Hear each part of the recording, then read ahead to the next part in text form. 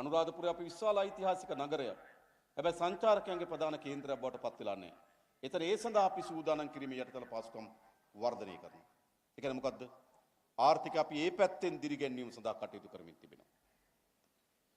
ඒ වගේම අපි අසරණ අය බලා ගන්න. ඔය අනාථ නිවාසවල දරුවෝ බලා ගන්න රැඳවුම් නිවාස තියෙනවා. ඒ රැඳවුම් වල නිවාස වෙන දරුවන්ට අපි රුපියල් 5000ක් දෙන තීරණය කරා. හැම දරුවෙකුටම. එකක් ඒ රැඳවුම් නිවාසයට එයාට රුපියල් 2000ක් විතර දීමනාවක් දෙන්නත් හැම මාසෙම රුපියල් 3000ක් බැංකු ගිණුමට දාන්නත් අපි තීරණය කළා තියෙනවා ආණ්ඩුවේ.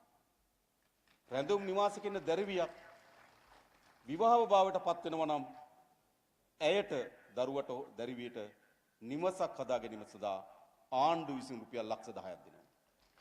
අපි බලා ගන්න ඕන කිසි පුරවැසියෙක් අපි අත්හරින්න බෑ. අපි අද බන්ධනාගාරවල ගත වෙලා ඉන්න විශාල තරුණ පරම්පරාවක්. ඒගොල්ලෝ බන්ධනාගාර ගත වෙලා හිටියට පස්සේ ආයෙ ඇවිල්ලා ඒගොල්ලන්ට රස්සාවක් කරන්න බෑ. පොලිස් සහතිකයක් ගන්න ගියොත් දෙන්නේ මොකද්ද? හිරේ හිටියා කියලා. කිසිත් වෙනක රස්සාවකට ගන්නේ නෑ. අපි බන්ධනාගාර ගත වෙලා ඉන්න අය ඒ තරුණ හැකියාව තියෙන කණ්ඩායම් වෘත්තීය පුහුණුවකට යොමු කරලා NVQ සහතිකයක් එක්ක නැවත සමාජයට එවනවා. නැවත බන්ධනාගාරයට ගත නොවි රැකියාවක් කිරීම සඳහා අවශ්‍ය වන වටපිටාව හදන හැම කෙනෙක්ම බලා ගන්න ආණ්ඩුව. ඕන දෙමාණ්ඩුව. අන්න ආර්ථිකයේ ප්‍රතිලාභ සෑම ක්ෂේත්‍රයක් පතුරමින් තිබෙනවා. අනිත් පැත්තෙන් ආර්ථිකයේ ගොඩනැංවීම සඳහා සංචාර කර්මාන්තය එතනින් නතර වෙන්නේ නැහැ.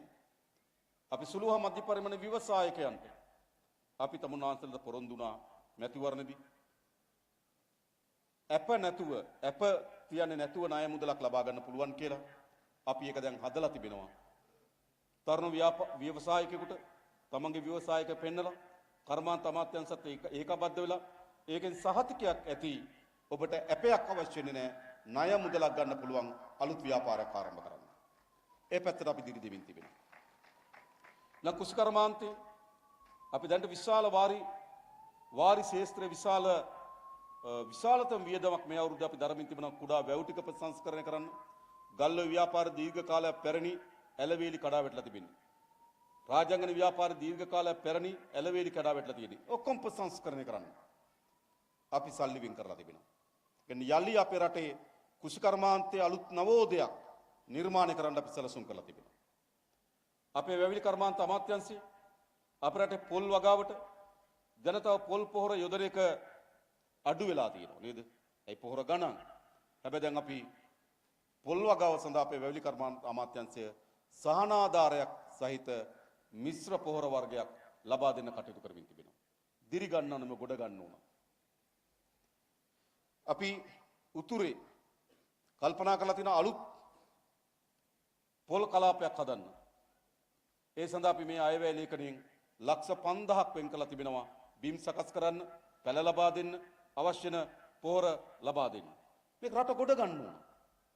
හැම ශේත්‍රයක් ගැනම කල්පනා කරමින් අපි මේ රට ගොඩ නැගීම සඳහා සැලසුම් හදමින් තිබෙනවා.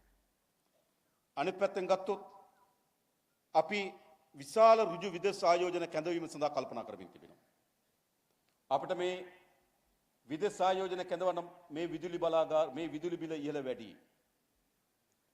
අපි කල්පනා කරු අවුරුදු 3-4ක් යනකොට මම කියන්නේ ශනිකව කියලා. බලාගාරයක් හදන්න ඕන. ඒකෙන් විදුලි උත්පාදනය කරන්න ඕන. ඒ විදුලිය අපේ ගෙදරට ගේන්න ඕන. සැලකිතු කාලයක් යනවා ඒකට. නමුත් අවුරුදු 3-4ක් යනකොට මේ කලාපයේ අඩුම විදුලි බිල තියෙන රට බවට ශ්‍රී ලංකාව පත් කරන මතක තබා ගන්න. අපි මේ වන විට මන්නාරමේ මෙගාවොට් 50ක සුළං විදුලි බලාගාරයකට අවසර දුන්නා. ටෙන්ඩරයකින්. කීයද? විදුලි එක ඩොලර් 4.57යි. කලින් සුළං විදුලි බලාගාර ලබා දීලා තිබුණේ ඩොලර් 8ටත් වඩා වැඩි. ඉතින් කොහොමද විදුලි බිල අඩු වෙන්නේ? සුළං වලින් විදුලිය හැදුවට වැඩක් නැහැ. මොකද්ද වෙලා තිබෙන්නේ? ඒකකයක් මිලදී ගන්නේ දෙගුණයක් වගේ වටිනාකමකට.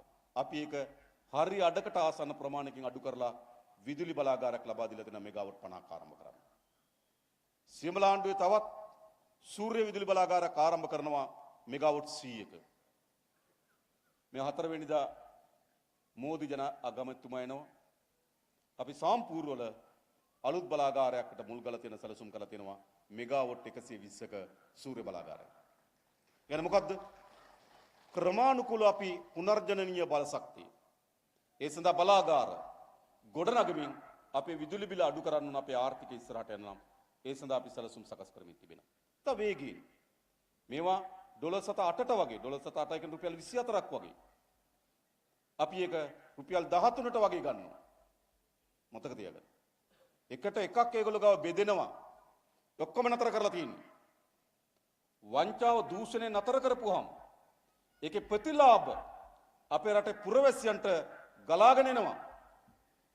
හැබැයි ඉස්සර ව්‍යාපෘතික ප්‍රතිලාභ විදුලි බලාගාරයක් හදපුවාම ඒකේ ප්‍රතිලාභ ජනතාවට ගලාගෙන එන්න ඕන.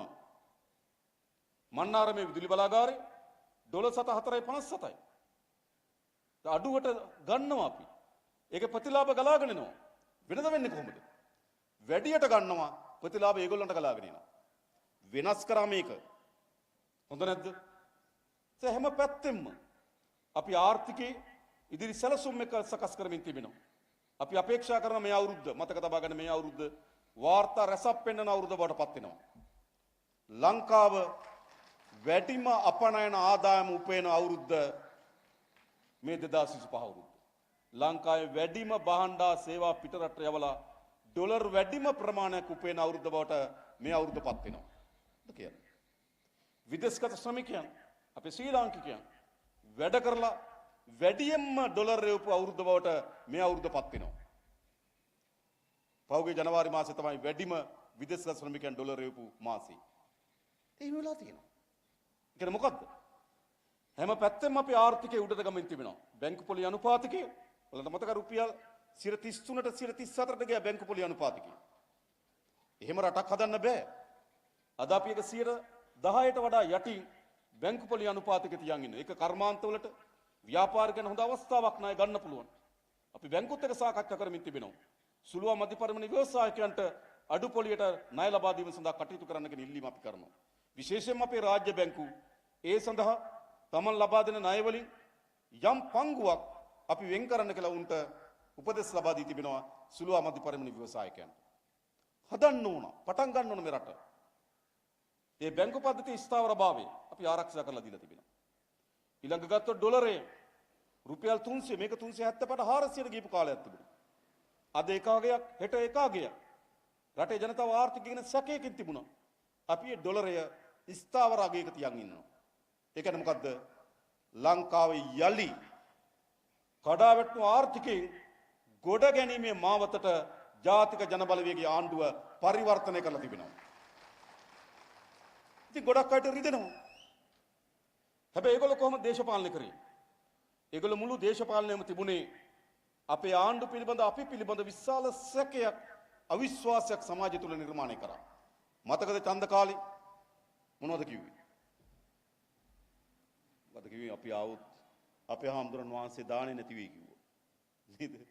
බලන්නකෝ ඒ කියන්නේ අපේ සිංහල බෞද්ධ ජනතාවගේ හදවතේ තියෙන අපේ බෞද්ධ සංස්කෘතිය අපිට හදවතේ තියෙනවා. මොකද කරන්නේ? නෑ නෑ MPP ආණ්ඩුවක් ආවොත් හාමුදුරන් වහන්සේලා දාන්නේ නැති වෙයි. නුවර පෙරහැර නැති වෙයි. ඇත්කඳ විහාරේ පෙරහැර නතර වෙයි. මතකද? ඒකට මොකද්ද? බය ඇති කරා. විදේශ සබඳතාවයන් නැතුව යයි. මතක තියාගන්න. අවුරුදු 8-9කට පස්සේ තමයි ඉන්දියානු අග්‍රාමාත්‍යවරයා ලංකාවට එන්නේ මේ අප්‍රේල් මාසේ 4 වෙනිදා. 10 විතර පස්සේ. අපිට සබඳතා නැහැ කියලා රනිල්ගේ ආණ්ඩුව අවුරුදු 2කමාරක් තිබෙන්න කිව්වා. මතකනේ හරි. කෝ සබත්තන් අපි ශක්තිමත් කරන් තියෙනවා. අපිට කිව්වේ විදේශ රටවල් සබතකම් අත්තරී දාලා යයි කිව්වා. ශක්තිමත් විදේශ සබත්තාවෙන් අපි අත්පත් කරන් අපි හැම රටකටම අපිට කෙලින් කියන්න පුළුවන්. ඔයගොල්ලෝ ආයෝජකයන් අපි ඔයගොල්ලන්ගේ ගනුදෙනු කරන්න ලෑස්ති. ඔයගොල්ලන් එක්ක අපි ඊටමත් විවෘතභාවයෙන් සම්බන්ධකම් පවත්වන්න ලෑස්ති. හැබැයි එකක් අපිට කියන්න පුළුවන් ඕනෑම රටක ඕනෑම කෙනෙකුට අපි සල්ලි වලට ගන්න බෑ. ගොඩක් නායකයෝ අපේ රටේ විදේශ සමාගම් සල්ලි වලට ගත්තා මතක තබා ගන්න.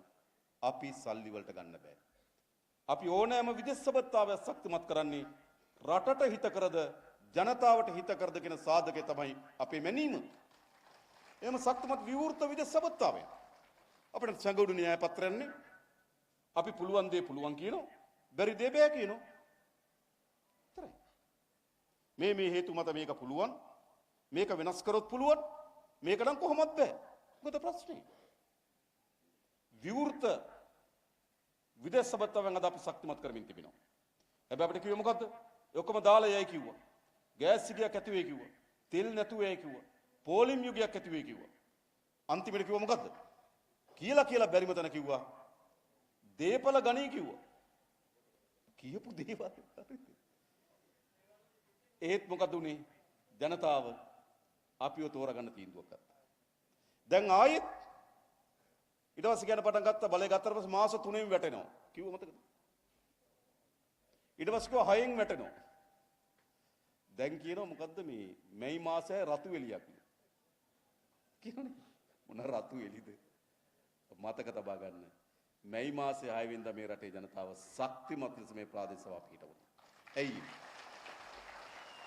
අපි බිලියන 1400ක් බිලියන කියන කෝටි 100ක් බිලියන 1400ක් වෙන් කරලා තියෙනවා මේ අවුරුද්දේ අයවැය ලේඛනයෙන් ප්‍රාග්ධන වියදම්.